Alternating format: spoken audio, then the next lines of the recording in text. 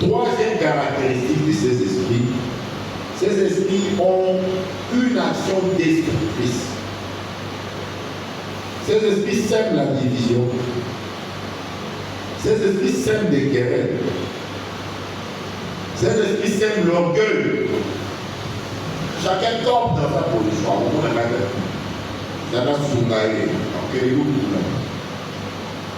la luxure.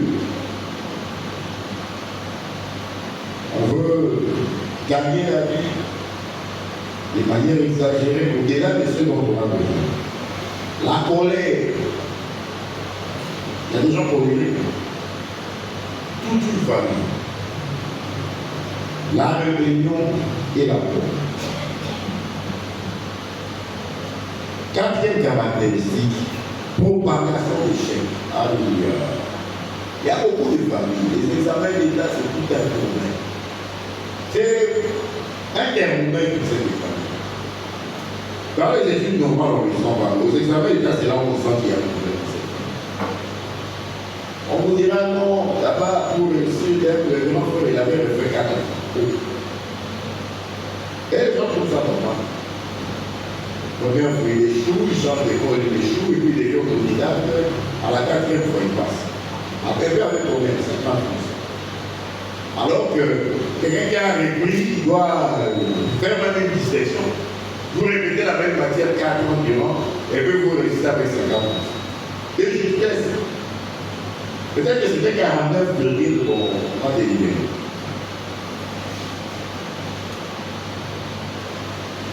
Ils sont associés à des cycles d'échecs, des stagnations et des problèmes financiers ou de santé persistants. Vous commencez un commerce, ça ne marchera jamais. Vous démarrez avec quelqu'un d'autre, avec une table devant la maison, la personne a mené un grand magasin au marché central. Mais toi, ça ne marche pas. Cinquième caractéristique, il y a le voile de la connaissance. Ces esprits maintiennent souvent les membres de la famille dans l'ignorance ou l'incapacité de se libérer de l'héritage spirituel négatif. Ces gens-là ne se rendent pas compte qu'ils sont dans une situation anormale. Quand vous leur parlez, ils n'ont beaucoup de fois qu'à vous comprendre dans vos amis. Dans les familles, il y a l'esprit des morts là, ils trouvent ça normal. Ce sont les voisins qui concernent, mais non pas pour on a fait ces arrêtés. Dans la baba, des arabes, madame, mais eux, ils s'en vont pas. Quelquefois, les voisins vous aident. Quand les voisins vont commencer à se moquer de vous, alors vous comprenez que non, moi je te dis avec ces parents. Sixième caractéristique, ciblage des émotions.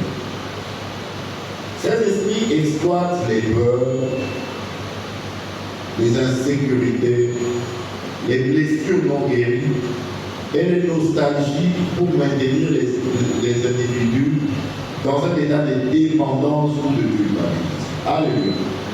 Vous savez, toujours le peur, une soeur qui avait témoigné à l'Assemblée, elle a dit, ça commençait à dépasser 9 mois. Elle a dit, bon, allons à l'hôpital général dans Maïen. Elle a dit, tous les membres de ma famille qui sont allés accoucher là-bas sont morts. Elle est allée à l'hôpital médical. Et là, après son témoignage, elle était aussi morte. Et c'est Dieu qui est derrière. En partant, elle a pris une de ses soeurs qui prie pour une intercession. Elles arrivent, le médecin chasse la soeur, va s'en faire la vivante. La soeur, là où elle était, continue. On devait faire la césarienne. On commence l'opération, pas la soeur se voit sortir de son corps. Et elle voit son corps. Il y a une femme qui la pousse dans le couloir vers son corps. Elle ne comprend pas. Et puis il y a quelque chose qui le bloque, qui la bloque, qui la retourne et puis elle rentre dans son corps. Donc elle était morte.